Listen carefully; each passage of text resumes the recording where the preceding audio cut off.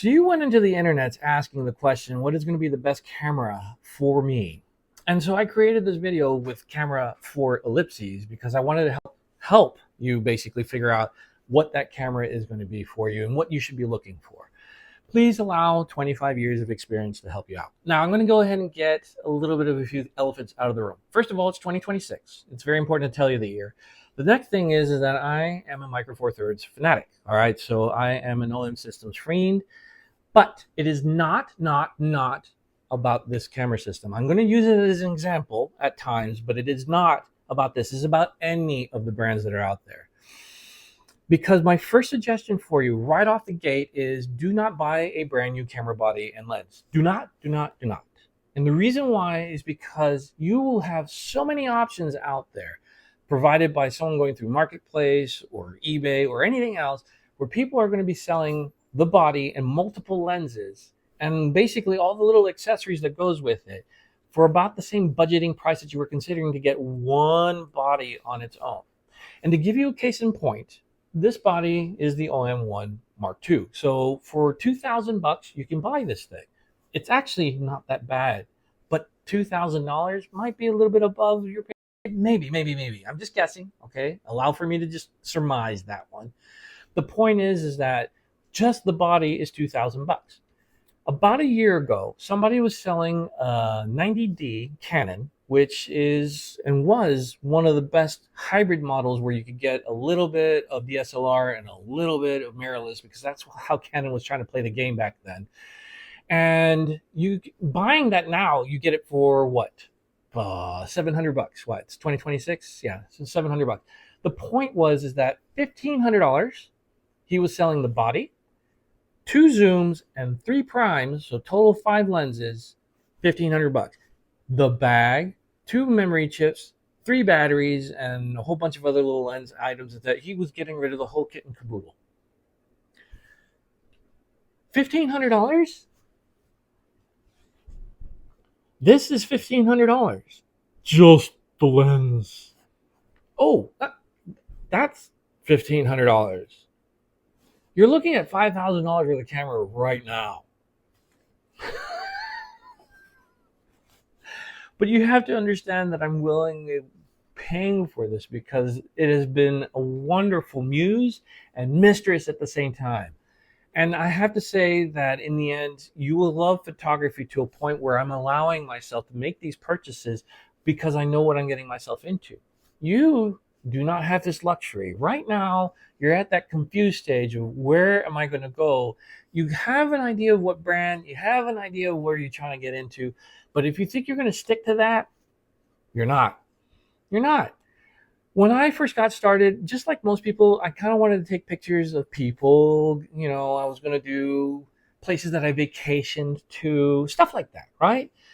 But you start zoning in on things. And so I started zoning in on landscape, and I started zoning in on nature shots. And so I got that for a long time. Then you know what?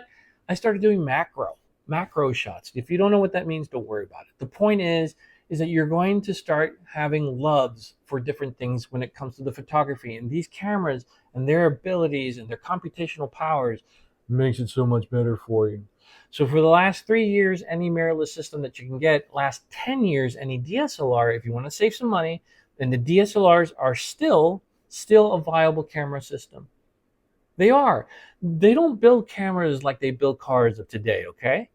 They will last you as long as you take care of them. They will take care of you. And it really is just a game of the accessories. Because if you think that you just buying the camera body and the lens is enough, no. Pop in some Xanax, because let me show you some things here.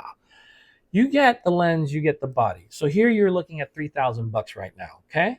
Then you're going to purchase, very likely, the polarizing and the UV lens, items that you're going to put in the front of not just one, but all of your systems. And so you have those expenses to come involved. Then you're going to get little accessories like this shoe foot for Arca Swiss, so that way you can put them on tripods faster. That enables for you to do things like putting it right in here, and then you basically lock it into place, just as so. If it would like to work for me, yep. And then I can lay it down and not be able to worry about it. Oh, look, I have a picture of a bird I want to take. Oh, but it doesn't end there. No, no, no, no. On the professional systems, there's not one, but two places for you to put memory. You only need one, but you're going to fill both slots because you have the other one in there. And unfortunately, thanks to the AI boom, thank you 2026, the AI boom has made SD cards expensive. So you're going to get the V60 of anything or higher. If this makes no sense to you, don't worry about it. It will come to pass eventually. But you're going to get the V60 and at least, the 200 gig or higher kind of format. So that way you can take as many pictures as you want. And you won't have to worry about it. That's also going to cost you about $200 to $300 depending on which manufacturer you're going to use. Oh, and if you think you're going to just stick to the only one battery that comes out of that brand new body, nope. 3 batteries at minimum. 1 battery in, the other 2 just in case, because you never know if you're going to get into a charging spot while you're doing your vacation or out in landscape or whatever it is that you're going to need. And the problem with these batteries, these OEM batteries aren't cheap. They at least start at $80 each. And that is sometimes for the third-party players. Did I mention the strobe and the flash gun that you're probably going to be sticking inside of here too? Or all the little secondary accessory items like the bag that you're going to stick it in and all of the little extra side things like the stools and the tools and the covers. A cruel mistress and muse cameras can be. The good news though is that you will get the benefit. You will actually turn out for you and you will win. The thing of it is that if you think you're going to just stick to one, you become a real photographer. You're going to have multiple cameras. You're going to have multiple camera bodies, and you're probably going to have multiple lenses that goes with them as well. So do not fret so much, because the truth is that this first camera system is one that you're going to keep. I still have my D70. It is a brick of a machine with a 24/7L, and I love it. And I still take pictures of it. And the reason why is because I know it like a glove. I'm very much in love with the OM system, and I think it's a great camera system. It does the trick for me because I'm still a landscape guy. And if anybody knows anything about OM, it's one of the best safari cameras that you can buy because it has one of the best weather sealing on the planet. And that's all I'm going to say about it, okay, if you're big into weather sealing. I hope this helps you get what you need to know.